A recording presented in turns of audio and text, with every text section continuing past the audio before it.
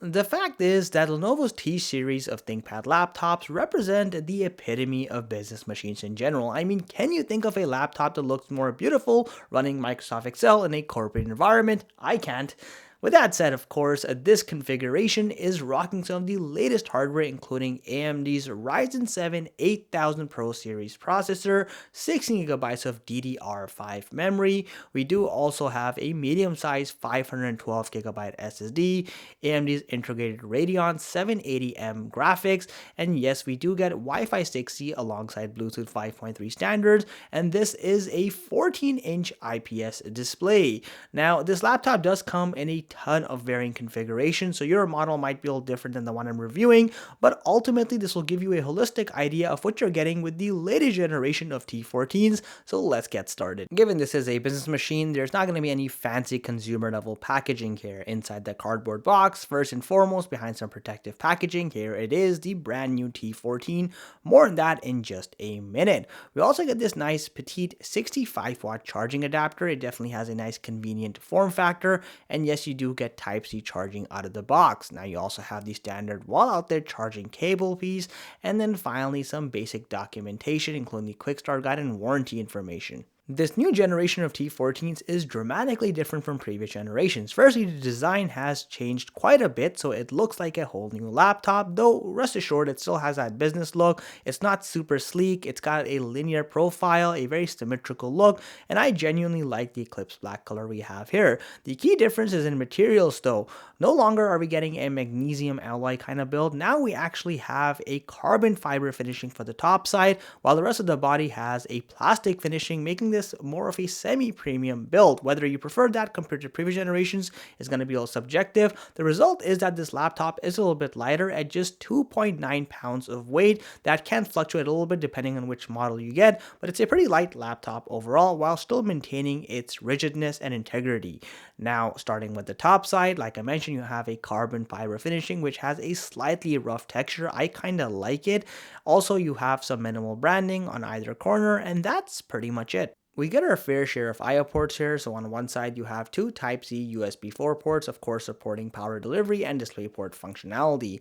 We also have a HDMI 2.1 port, a USB-A SuperSpeed port, and the good old headphone jack. On the other side you will find a USB-A SuperSpeed port, a Kensington security slot, and a RJ45 Ethernet slot. And then finally notice you have these two cutouts which can be configured with an optional NanoStim reader as well as a smart card reader, both of which aren't present with this model. The entire bottom lid is removable. It does have a plastic finishing. You'll notice you have a larger than life air intake vent here, though most of it is about as fake as Kim Kardashian because only the left corner is an actual air intake vent for that single fan setup. You'll also notice that this year Lenovo has actually relocated the heat exhaust vent to the rear side, which is a lot better than having it on the side in my opinion, so you don't feel the hot air rushing towards your hands. As soon as you unfold this laptop, you'll immediately notice, again, you no longer get a magnesium alloy finishing here with the inner chassis. It is complete plastic. However, it's not the cheap kind. This thing is quite sturdy and definitely feels robust in nature.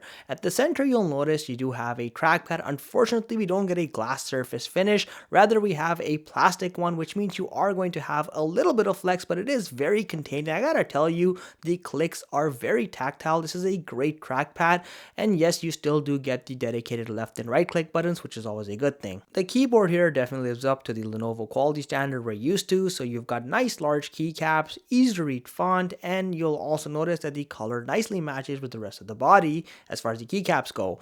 Now, the keyboard is fully backlit with multiple brightness settings, and you'll also notice that the power button doubles as a fingerprint reader.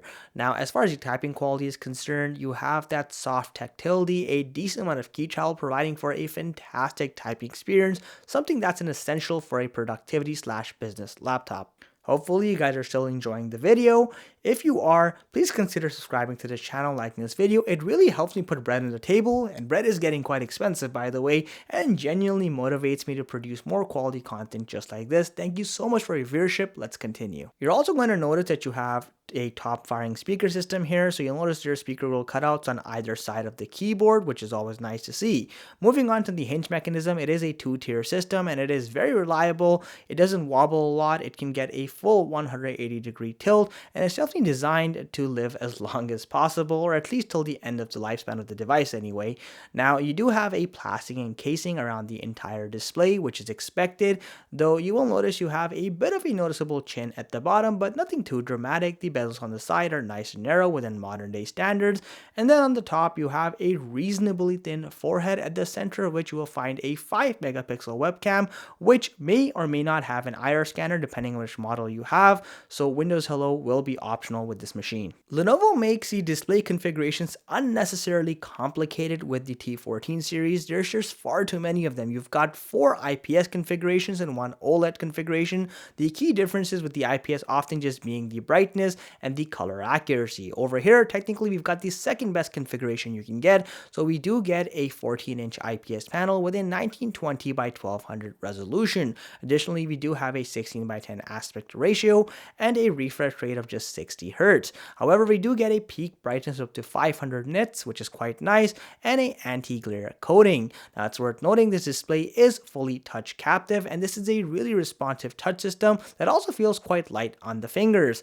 Now, as far as color accuracy is concerned, we get a 100% sRGB rating with this specific display. However, that can go all the way down to 56% sRGB if you get the lesser models. A quick recap of the technical specifications that we have on board. So we do have AMD's Ryzen 7 Pro 8840U series processor, which can be downgraded to a Ryzen 5 Pro instead. We get 16GB of DDR5 memory, though you can spec it all the way up to 64GB of memory. And we do have AMD's Radeon 780M integrated graphics, which can be downscaled to 740M. These specs allow for some great productivity, whether it's day-to-day activities like surfing the web, typing up a Word document, or crunching through an Excel sheet. It's all going to be a breeze. More demanding activities like programming or writing up code or compiling it, again, a total breeze for this machine. I didn't have any hiccups, and the 16GB of memory here was plenty.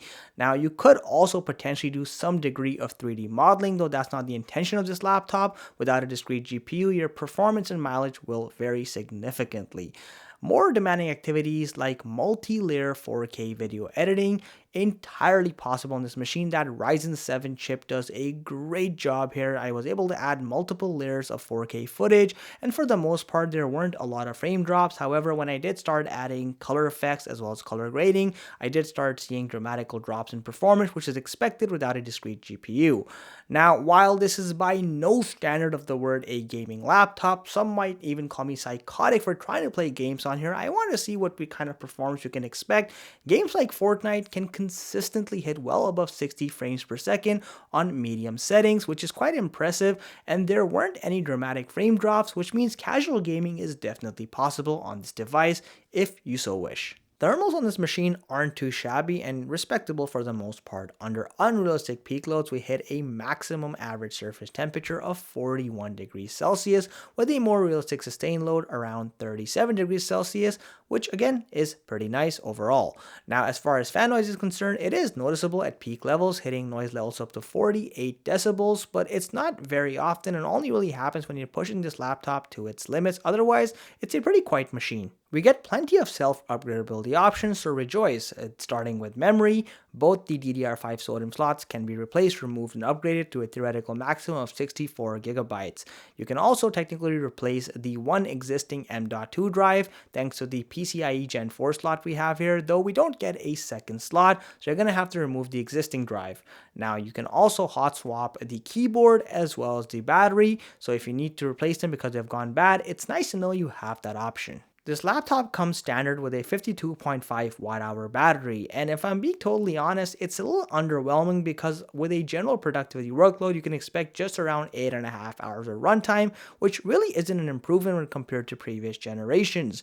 As far as the speaker quality is concerned, they're actually pretty nice. They get loud, they're pretty robust, there is a bit of depth. While they're not going to sound as good as the likes of, let's say, a MacBook Pro, for example, they definitely hold their ground. Here's a quick sound test for reference. Get out of your head, make a better life instead. You gotta give it all your best. So put your hands up to the sky and live your best life, alright. Don't just let it go by, just try, oh my. Got only one life, got only this time, we gonna get it right. In its base configuration, the T14 starts with a 1,050 USD price tag and can be spec'd all the way up to 2,000 US dollars with the top end stuff, making the T14 a fairly expensive machine. However, it is ultimately a very versatile machine. While there is a lot of variation in the configuration, the fact is there's a few things that are really consistent. Firstly, you get that breath of fresh air with a revised design that we haven't seen in a while. I really do like the new but ultimately streamlined look of the T14. And the change in materials, in my opinion, really hasn't impacted the quality in a negative way. It's still a very robust and reliable device. Now, you also do have some great port selection, even with the base configurations, combined with some respectable performance, especially for productivity and high performance productivity activities as well. And heck, you could even do some casual gaming if you really wanted.